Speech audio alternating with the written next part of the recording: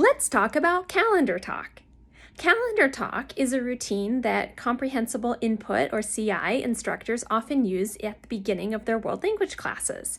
It consists of a series of questions that are the same every day that are about the day of the week, the date, the weather, etc.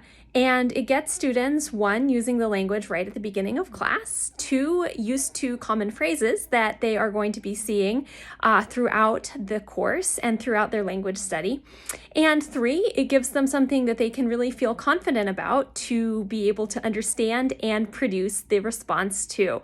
It's a great way to get them introduced to common phrases about the weather, about the date and day of the week, even before these chapters may come up in your units that you have to get through for your language. And it's a great opportunity to get the students in the routine of just using the language from the first moment of class. Now, here are some ways to vary up calendar talk. One is, of course, you want the students to hear how these questions are going to sound, but there may be multiple ways of asking them. So you don't always have to ask them the same way, especially if the way that's presented in the unit is not exactly the only way that native speakers and fluent speakers of the language ask these questions about the weather or about the date or day of the week in the target language.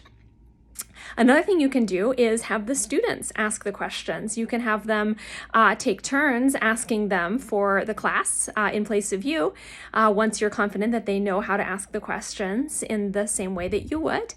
And you can also have them turn to each other in pairs and ask and answer them before responding as a class. That way they're ready and they know what to say when they respond as a class, as well as giving them more of an opportunity to listen and speak in the moment and not just rely on their classmates to answer for them.